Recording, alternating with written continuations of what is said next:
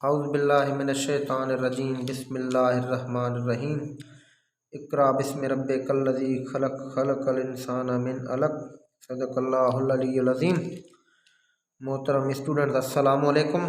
एक दफ़ो ॿीहर तव्हांजे साम्हूं आउं आशिक़ हुसैन पठान सब्जेक्ट बायोलॉजी सां अॼु पाण क्लास 9th चैप्टर नंबर 1 में लेक्चर नंबर 8 अॼु जो पंहिंजो आहे जंहिंजो नालो आहे unicellular colonial and multi cellular organisations. पाण काफ़ी ऑर्गेनाइजेशंस पहिरियां पढ़ी आया आहियूं बायोलॉजी जी लेवल्स जूं, जंहिंमें सब एटॉमिक पार्टिकल खां वठी करे बायोस्फीयर ताईं ये टोटल्स जेके लेवल आहिनि पाण पढ़ी आयासीं। हाणे पाण इहो पढ़ंदासीं त जेके असांजा हिन दुनिया में लिविंग ऑर्गेनिज़म्स आहिनि, जेका ही वेराइटी आहे असांजी लाइफ जी, उहा on the basis of cell जूं केतिरियूं टाइप्स नी, यानी सेल जे बेस ते उन जूं टाइप्स केतिरियूं नी। सिंपली त तव्हां असां इहा शइ ॼाणियूं था त हिकिड़ा असांजा प्रोकैरियोट्स आहिनि, ॿिया यूकैरियोट्स आहिनि, जेके बि सेल्युलर ऑर्गेनिज़म्स आहिनि। पर जेकॾहिं उन जी बॉडी जे स्ट्रक्चर खे ॾिसंदासीं, जेकॾहिं उन जी बॉडी जे स्ट्रक्चर खे पाण ॾिसंदासीं, एक्चुअली ही जेके ऑर्गेनाइजेशन आहिनि ये बॉडी जे स्ट्रक्चर जे हवाले सां आहिनि। बॉडी स्ट्रक्चर यानी तव्हां कंहिं बि लिविंग ऑर्गेनिज़म खे ऑब्ज़र्व था कयो त तव्हां इहो ॾिसो था त आख़िर उहो लिविंग ऑर्गेनिज़म या उन जी जेका बॉडी आहे उहा छा हिकिड़े सेल जी ठहियल आहे, या उहो गॾिजी कॉलोनी में रहे थो पियो, या उन जी बॉडी डिफरेंट टाइप्स जे मेनी सेल जी ठहियल आहे। त अॼु जो पंहिंजो इहो टॉपिक आहे, यानी इन में पाण सभ खां पहिरियां यूनिसेल्युलर ऑर्गेनाइजेशन जे बारे में डिस्कस कंदासीं। यूनिसेल्युलर ऑर्गेनाइजेशन, हाणे बाबा हिन नाले खे तव्हां ॾिसो, unicellular, it is combination of two words. ही जेको लफ़्ज़ आहे इहो ॿिनि वर्डनि जो कॉम्बिनेशन आहे। हिकिड़ो आहे यूनी, यूनी जी माना हूंदी आहे सिंगल, यूनी जी माना हूंदी आहे सिंगल, ऐं सेल्युलर वर्ड जेको आहे cellular, it is adjective. Cellular adjective आहे छाजो, सेल जो। जेकॾहिं पाण इन जी सिंधीअ में माना कंदासीं यूनिसेल्युलर जी, त सम्झी छॾियो इन जो मतिलबु थी वेंदो हिकु सेल वारो, यानी हिकु जीव घरड़े वारो ऑर्गेनिज़म। इहा उहा ऑर्गेनाइजेशन आहे। त सिंगल सेल्ड ऑर्गेनिज़म पाण इन खे चवंदासीं। सेल्युलर माना हैविंग सेल, हैविंग सेल। त यानी पाण चवंदासीं जेकॾहिं इन जी पाण लिटरल मीनिंग कढीसीं त उहा छा थी वई, यूनिसेल्युलर जी हैविंग सिंगल सेल। यानी इन खे पाण जेकॾहिं डिफाइन कयूं त इहो थी वेंदो those organisms, those organisms which are composed of only single cell। हाणे बाबा इहे उहे ऑर्गेनिज़म्स हूंदा जंहिंजी बॉडी सिर्फ़ु हिकिड़े सेल जी ठहियल हूंदी, just one cell, single cell. हाणे ज़ाहिर ॻाल्हि आहे जॾहिं बॉडी में सेल ई हिकिड़ो आहे, उहा बॉडी ठहियल ई हिकिड़े सेल जी आहे, त उहो टाइप बि हिकिड़ी हूंदी। सिंगल सेल आहे त उहो हिकु आहे त हिकु ई टाइप थींदो, कॾहिं बि इहो थियो ई न आहे त शइ हिकिड़ी हुजे उन जूं टाइप घणियूं हुजनि, इहो त पॉसिबल ई न आहे। जॾहिं नंबर ऑफ थिंग्स घणो हूंदो आहे, यानी शयुनि जो नंबर घणो हुजे पोइ ॾिसबो आहे त इहो नंबर त घणो आहे पर शयूं हिकु जहिड़ियूं नी या इन में डिफरेंट आहिनि, त पोइ उनजो चई सघूं था त मुख़्तलिफ़ क़िस्मनि जूं नी, उन जूं टाइप्स मुख़्तलिफ़ नी। पर जॾहिं नंबर ई शइ जो हिकिड़ो आहे त पोइ ज़ाहिर ॻाल्हि आहे उनखे असां ईअं ई चवंदासीं त माना जेको बि लिविंग ऑर्गेनिज़म हिकिड़े सेल जो ठहियल आहे, वन सेल आहे, त उन में टाइप बि हिकिड़ी हूंदी, यानी ओनली वन टाइप। इहो हाणे सम्झी छॾियो फार्मूलो आहे त जेको बि लिविंग ऑर्गेनिज़म हिकिड़े सेल जो ठहियल हूंदो, उनमें टाइप बि हिकिड़ी हूंदी, छो जो सेल जो नंबर ई हिकिड़ो आहे, यानी नंबर ऐं टाइप सेम आहे, हिकु आहे। हाणे इहे सेल पूरी तरह सां पंहिंजी लाइफ गुज़ारनि था पिया, यानी there cell perform all the activities of life. भली जा इहो सेल हिकिड़े जो ठहियल आहे लिविंग ऑर्गेनिज़म, पर इन जे हिकिड़े सेल में उहे प्रॉपर्टीज़ उहे एक्टिविटीज़ आहिनि, उहे परफॉर्म थियनि थियूं एक्टिविटीज़ जेके कोई बि लिविंग ऑर्गेनिज़म परफॉर्म करे थो पियो। मिसाल वठो, इन हिकिड़े सेल में मेटाबॉलिज़म बि थिए थी पई, यानी इन सेल में मेटाबॉलिज़म बि थिए थी, उन खां पोइ इन में रिप्रोडक्शन बि थिए थी पई, सिधी ॻाल्हि आहे। उन सां गॾु इन्हनि में डाइजेशन बि थिए थी पई, डाइजेशन, उन सां गॾु इन्हनि खे न्यूट्रिशन बि मिले थी पई, इन्हनि में सेंसिटिविटी बि आहे, इन्हनि खे जेनेटिक मटीरियल बि आहे। त ही जेके असांजूं प्रॉपर्टीज़ आहिनि, मेटाबॉलिज़म, रिप्रोडक्शन या डाइजेशन थी वई, न्यूट्रिशन थी वई, सेंसिटिविटी थी वई या जेनेटिक मटीरियल थी वियो, ये सभु लिविंग ऑर्गेनिज़म जूं प्रॉपर्टीज़ नी। त ये हिकिड़ो ई सेल परफॉर्म कंदो, यानी सम्झी छॾियो बाबा, असां यूनिसेल्युलर ऑर्गेनिज़म उन खे चवंदा आहियूं, अहिड़ा ऑर्गेनिज़म जंहिंजी बॉडी सिर्फ़ु हिकिड़े सेल जी ठहियल आहे।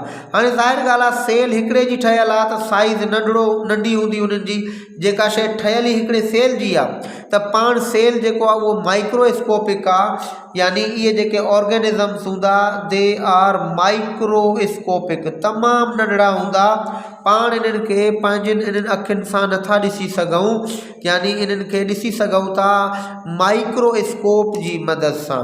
जेके बि यूनिसेल्युलर हूंदा उहे माइक्रोस्कोपिक हूंदा। हाणे एग्ज़ाम्पल इन जो मां तव्हांखे ॿुधाए छॾियां त यूनिसेल्युलर ऑर्गेनिज़म्स कहिड़ा नी, इहो मां ॿुधाए छॾियां। मिसाल वठो, जेकॾहिं असां एमोबा ॿुधी आहे, एमोबा इहा यूनिसेल्युलर आहे, या असां पैरामेशियम खे बि सम्झूं था पिया, इहो नालो गर्दिश कंदो आहे असांजे माइंड में, पैरामेशियम या किलेमाइडोमोनास, या इन सां गॾु तव्हां मलेरियल प्लाज़्मोडियम ॿुधो आहे, जेको मलेरिया काज़ कंदो आहे, इहो प्लाज़्मोडियम, इहो बि यूनिसेल्युलर आहे, इहो बि हिकिड़े सेल जो ठहियल आहे। त अञा मां तव्हांखे ॿुधाए छॾियां त तव्हांजा जेके बैक्टीरिया आहिनि इहे बि मोस्टली यूनिसेल्युलर आहिनि।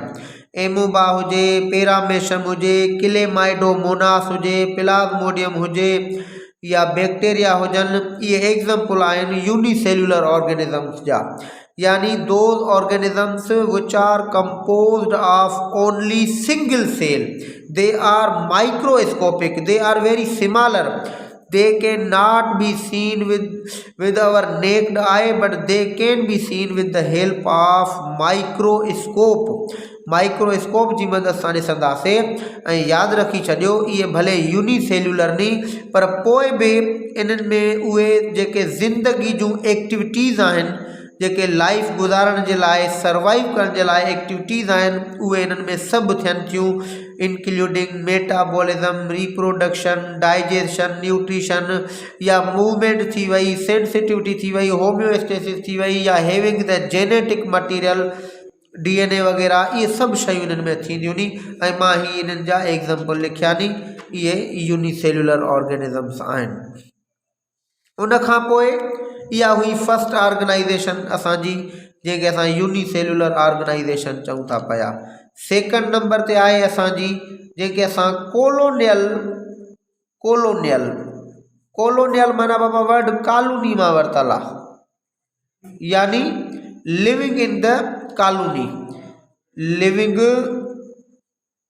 In the colony. तव्हां आम लाइफ में पंहिंजो एक्सपीरियंस ॾिसो, तव्हां ॿुधंदा हूंदव त ही हिकिड़ी कॉलोनी आहे, इन में माण्हू गॾिजी रहनि था, उन जे अंदरि खोड़ सारा घर हूंदा नी, त कॉलोनी में छा हूंदो आहे, गॾिजी रहणो पवंदो आहे। यूनिसेल्युलर त उहो हिकिड़ो ई यानी सेल हुयो, उहो पंहिंजी पूरी अकेलो इंडिविजुअल लाइफ गुज़ारे पियो, उनखे कंहिंजे बि सहारे जी ज़रूरत न हुई, उहो पाण हर शइ पंहिंजूं एक्टिविटीज़ परफॉर्म करे पियो, त उनखे पाण यूनिसेल्युलर चयोसीं। पर हिते चए थो त अहिड़ा बि लिविंग ऑर्गेनिज़म्स आहिनि जेके हूंदा त एक्चुअली यूनिसेल्युलर, पर उहे रहंदा गॾिजी, यानी those living organisms, those unicellular living organisms which live together,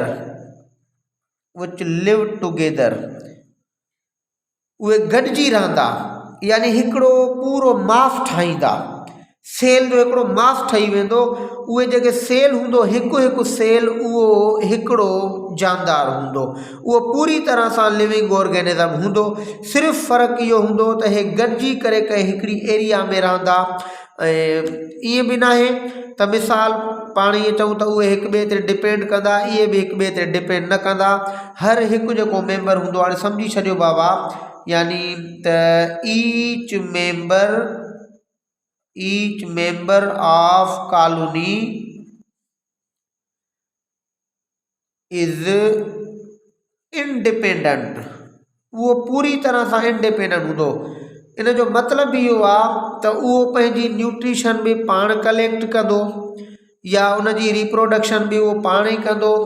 उन सां गॾु उहो उनमें मूवमेंट बि जेकॾहिं थींदी त उहा पाण ई कंदो, यानी हर तरह सां पंहिंजो डिफेंस थी वियो, या उनजो जेको बचाव थी वियो, शेल्टर बि उहो पाण ई पंहिंजो मतिलबु उन प्रोवाइड कंदो। ईअं कोन्हे त उहो ॿिए कंहिं ते डिपेंडेंट हूंदो। सिर्फ़ु असां इन जे करे चऊं था त इन्हनि में जेके बि लिविंग ऑर्गेनिज़म्स हूंदा, हिकिड़े सेल वारा जेके यूनिसेलुलर चऊं था, उहे गॾिजी करे रहंदा। तंहिंजे करे उहे गॾिजी रहण जे करे असां उनजो नालो कॉलोनी रखियो आहे, त उनखे पाण कॉलोनियल चवंदासीं। इन में तव्हांखे मां ॿुधाईंदो हलां त जेके बि इहे कॉलोनियल ऑर्गेनिज़म्स थी, मोस्टली इनमें बैक्टीरिया असांजा कॉलोनी ठाहींदा नी खोड़ सारा। यानी उन सां गॾु मां तव्हांखे ॿुधायां त वोल्वोक्स आहे, वोल्वोक्स जी बि कॉलोनी थींदी आहे। त इहे यानी खोड़ सारा अलजी थी वियूं, या असांजा बैक्टीरिया थी विया, या असां ईअं चऊं त कुझु फंगस थी विया, इहे यानी गॾिजी करे हिननि जा सेल रहंदा नी, त पोइ उनखे असां कॉलोनी चई छॾंदा आहियूं। हाणे डिफरेंस छा थियो यूनिसेलुलर ऐं कॉलोनी में? डिफरेंस सिर्फ़ु इहो थियो त हू बि यूनिसेलर नी, हिन में बि जेके बि मेंबर रहनि था दे ऑल आर यूनिसेलर। फ़र्क़ु इहो आहे त उहो अकेलो आहे, हुन सां गॾिजी कंहिंसां नथा रहनि। ऐं हीअ वरी छा आहे त हिकिड़ी गॾिजी करे हिकिड़ो मतिलबु वॾो नंबर आहे उन्हनि लिविंग ऑर्गेनिज़म जो, सेम काइंड जा हूंदा। ऐं जेके मेंबर्स हूंदा, ख़ासि करे members are of same kind. हाणे ज़ाहिर ॻाल्हि आहे, मिसाल मां चवां वोल्वोक्स आहे, त वोल्वोक्स में जेके बि अलजी हूंदी, अलजी जा जेके यूनिसेलुलर इहे मेंबर हूंदा, यूनिसेलुलर मेंबर, इहे बाबा ज़ाहिर ॻाल्हि आहे यानी ईअं सम्झो त सेम काइंड जा हूंदा। मिसाल मां चवां हिकिड़ी वोल्वोक्स में 50,000 मेंबर जी कॉलोनी आहे, 50,000 members living together to form the colony of algae volvox. उन वोल्वोक्स खे असां हिकिड़ी कॉलोनी चऊं था पिया। सवाल अचे त व्हाट इज़ वोल्वोक्स, चई सघूं था पिया it is the members of algae which live together to form the colony that is known as volvox. माना इहा वोल्वोक्स कॉलोनी जो नालो आहे, अलजी जी कॉलोनी आहे। ख़ासि करे इहे गॾिजी रहंदा नी। तक़रीबन साइंटिस्ट जो ख़्यालु आहे त इन में 50,000 अलजी जा मेंबर रहनि था। हर हिकु मेंबर जेको 50,000 मंझां उहो इंडिविजुअल आहे, रहनि गॾु था, पर उहो ईअं न आहे त डाइजेशन कंहिं ॿिए खां कराईंदो, न्यूट्रिशन कंहिं ॿिए खां वठंदो, ईअं न आहे। जेके बि लाइफ जूं एक्टिविटीज़ हूंदियूं, यानी हर हिकु पंहिंजो पाण परफॉर्म कंदो एक्टिविटीज़, उन्हनि में उहे सभिनि में ख़ासियतूं या एबिलिटीज़ हूंदियूं। इहे ॻाल्हि सम्झ में अची वई त इहा second organization of living organism थी वई। फर्स्ट हुई यूनिसेलुलर, सेकंड आहे असांजी कॉलोनियल। इन्हनि में उनमें डिफरेंस तव्हां सम्झी विया हूंदा हुए। बाक़ी एग्ज़ाम्पल में बैक्टीरिया ऐं वोल्वोक्स माइंड में रखी छॾियो त इहे कॉलोनी जो एग्ज़ाम्पल आहिनि। इन सां गॾु नंबर 3 ते असांजी जेका थर्ड ऑर्गेनाइजेशन आहे लिविंग ऑर्गेनिज़म जी on the basis of cell, that is called multicellular organism. Multicellular unicellular इहे ॿ वर्ड नी ऐं कॉम्बिनेशन आहिनि ॿिनि जा। हाणे हिते मल्टी लफ़्ज़ हिकिड़ो ऐं सेल्यूलर त पाण डिस्कस कईसीं। सेल्यूलर चइबो आहे यानी it is the adjective of cell, यानी सेल वारो, हैविंग सेल, यानी दैट रिटेन द सेल। जेके सेल हुजे उनखे सेल्यूलर चवंदा आहियूं पाण। मल्टी जो हिते मतिलबु आहे यानी मेनी डिफरेंट काइंड, मेनी या डिफरेंट, हिते मतिलबु इहो थींदो। चए थो ही जेके लिविंग ऑर्गेनिज़म्स हूंदा न मल्टी सेल्यूलर, इन्हनि जे असां जॾहिं बॉडी खे ॾिसंदासीं त इन्हनि जी जेका बॉडी हूंदी उहा पूरी तरह सां यानी हिकु त इन्हनि में नंबर ऑफ सेल भी घणो हूंदो, हिकु त number of cells more than one, हिक खां वधीक हूंदो। हिकु त खणो ठीकु आहे असां नालो था खणूं हालांकि लखनि में हूंदा, यानी मोर देन वन हूंदो, पोइ तोड़े लख हुजनि करोड़ हुजनि अरब हुजनि केतिरा बि हुजनि, माना मोर देन वन हूंदा हिकु ॻाल्हि। ॿिए नंबर ते त इन में जेके सेल्स हूंदा उहो टाइप भी घणियूं हूंदियूं, यानी इन में डिफरेंट टाइप जा सेल हूंदा, डिफरेंट टाइप्स ऑफ सेल्स, यानी हिते ॿ शयूं तव्हां नोट कयो। मल्टी सेलुलर ऑर्गेनिज्म पाण कंहिंखे था चऊं, हिकु उन्हनि जी फर्स्ट प्रॉपर्टी त उन्हनि में नंबर ऑफ सेल घणो हूंदो, पर उन जे लाइ वरी सेकंड कंडीशन आहे उहा इहा त उहे जेके नंबर ऑफ सेल घणा नी पर उनमें डिफरेंट टाइप जा सेल्स आहिनि। हिकिड़े क़िस्म जा सेल घणा हुजनि त पोइ उहा कॉलोनी थी वेंदी या टिश्यू थी वेंदो, पाण उनखे पोइ न चवंदासीं multicellular organism. Multicellular organism जे लाइ कंडीशन इहा आहे त having many of the cells but different type of cell, cell जो नंबर भी घणो हुजे पर हुजनि भी डिफरेंट टाइप जा। हाणे मां तव्हांखे हिन में हिकिड़ो पंहिंजो मिसाल ॾियां, सपोज पाण ह्यूमन बींग, एग्जाम्पल में मां ह्यूमन बींग लिखां थो पियो। हाणे बाबा ह्यूमन बींग तव्हां ॾिसो हिकिड़ी बॉडी आहे, सपोज तव्हां हिकिड़े नंढड़े ॿार खे ई छो न वठो, जेको ॿार पैदा थिए थो पियो, जॾहिं at the time of berth, यानी जॾहिं ॿार चाइल्ड जेको इहो at the time of berth, scientist जो ख़्यालु आहे इन में तक़रीबन 2 ट्रिलियन सेल्स हूंदा आहिनि, 2 ट्रिलियन सेल्स, यानी ॿार जॾहिं ॼाए थो त उन वक़्तु उन में 2 ट्रिलियन सेल्स हूंदा आहिनि। ट्रिलियन सम्झी छॾियो त जॾहिं 1000 बिलियन मिलनि त उनखे पाण ट्रिलियन चवंदा आहियूं, त 2 ट्रिलियन वरी 2 सां मल्टीप्लाई कयो त एतिरो नंबर ऑफ सेल आहे। वरी इन ई ॿार में ये समझो त 100 खां मथे टाइप जा सेल हूंदा, मां सम्झां थो 200 टाइप जा सेल नी। सीधी ॻाल्हि आहे बाबा, हाणे इहे ॿ शयूं यादि रखो मल्टी सेलुलर जे लाइ। नंबर 1 त नंबर ऑफ सेल घणा हूंदा, उहे पाण में जॉइंट हूंदा, इहो भी यादि रखी छॾियो, all the cells are joint to form the tissues, उहे टिश्यू ठाहींदा। सीधी ॻाल्हि आहे, बाक़ी हाणे इहो अलॻि केस आहे त हर हिक जो ग्रेड पंहिंजो आहे, के सिर्फ़ु टिश्यू ठाहिनि था, के ऑर्गन्स ठाहिनि था, के वरी ये सम्झो त सिस्टम्स भी ठाहिनि था, उहो डिपेंड करे थो उन्हनि जी यानी कॉम्प्लेक्सिटी ऐं सिंपलसिटी ते, उन्हनि जी बॉडी जे कंपोजिशन ते। बहरहाल असां मल्टी सेलुलर खे इहे चई सघूं था त इहे उहे ऑर्गेनिज़म्स आहिनि जंहिंजी बॉडी यानी हिकिड़े मेंबर जी body many of the cells जी ठहियल आहे, ऐं उहे जेके सेल्स आहिनि उन जी बॉडी में उहे डिफरेंट टाइप जा नी। अहिड़े तरीक़े सां जेके भी घणा सेल हूंदा उहे पाण में जॉइंट हूंदा, गॾियल हूंदा, ॻंढियल हूंदा, टाइटली जॉइंट हूंदा, ऐं उहे टिश्यू ठाहींदा के ऑर्गन ठाहींदा, त इन खे पाण मल्टी सेलुलर चऊं था पिया। हाणे ॾिसो इंसान में यानी ट्रिलियंस में सेल्स आहिनि ऐं आहिनि भी डिफरेंट क़िस्म जा। तव्हां सोचींदा वे कहिड़े हिसाब सां डिफरेंट नी, मिसाल बाबा मां तव्हांखे हिते ई ॿुधायां, एग्जाम्पल ॾियां, तव्हां रेड ब्लड सेल ॿुधा हूंदा, RBCs ब्लड में मौजूदु नी, इन सां गॾु तव्हां WBCs ॿुधा हूंदा। हाणे WBCs जूं वरी खोड़ सारियूं टाइप्स आहिनि। साॻे नमूने सां तव्हां न्यूरॉन ॿुधा हूंदा, ऐं न्यूरॉन्स जूं वरी अलाए केतिरियूं टाइप्स आहिनि। साॻे नमूने सां तव्हां नीरोगिलिया ॿुधा हूंदा, नीरोगिलिया, इन्हनि जूं वरी खोड़ सारियूं टाइप्स आहिनि। त ज़ाहिर ॻाल्हि आहे स्किन में असांजी में अलाए केतिरनि क़िस्मनि जा सेल्स आहिनि, लिवर में अलाए केतिरनि क़िस्मनि जा सेल्स आहिनि। त इन मां इहा ख़बर पए थी जेकॾहिं पाण मल्टी सेलुलर आहियूं त हिकु त पाण में नंबर ऑफ सेल घणा नी, बे नंबर ते उहे जेके घणा नी वर जो टाइप्स भी घणियूं नी हिकड़े किस्म जा सेल ना आहिनि। सपोज 2 ट्रिलियन सेल एक ही किस्म जा हुजनि त पोइ पंहिंजा स्ट्रक्चर डिफरेंट न हुजनि हा, पोइ पंहिंजा आर्गन्स चेंज न हुजनि हा, पोइ बस जस्ट टिश्यू ठही वञनि हा, हिकड़े किस्म जा टिश्यू हुजनि हा, पोइ उहो हिकिड़ो टिश्यू जो मास ठही वञे हा। इवन मां तव्हांखे ॿुधाईंदो हलां त सादो में सादो जेको एनिमल आहे पोरीफेरा उन में बि कुझु क़िस्मनि जा सेल्स आहिनि। नंबर त लखनि में हूंदो पर उन में भी यानी मेनी टाइप्स जा सेल्स आहिनि जेके अलॻि अलॻि फंक्शन परफॉर्म कंदा नी। बाबा जेका मल्टी सेल्यूलर ऑर्गेनाइजेशन आहे न, इहा कॉम्प्लेक्स ऑर्गेनाइजेशन आहे उन्हनि ॿिन्हिनि जी निस्बत में। जेके असांजा यूनिसेल्युलर नी इहा सिंपल में सिंपल ऑर्गेनाइजेशन आहे, यानी लाइफ इन तरीक़े सां इर्तिका कई आहे, एवोल्यूशन थी आहे, उहा तरक़ी कंदी आई आहे। साइंटिफिकली स्पीकिंग सीधी ॻाल्हि आहे, ईअं न आहे हर शइ कंहिं ॿी शइ मां ठही आहे त ज़ाहिर आहे पहिरियां यूनिसेल्युलर हुया, वरी उन्हनि कॉलोनी ठाही, वरी उन कॉलोनी में के सेल वरी डिफ्रेंशिएट बणिजी विया, मुख़्तलिफ़ कमु करणु लॻा। अहिड़े तरीक़े सां वरी पहिरियों सिंपल मल्टी सेल्युलर ऑर्गेनिज़म ठहियो।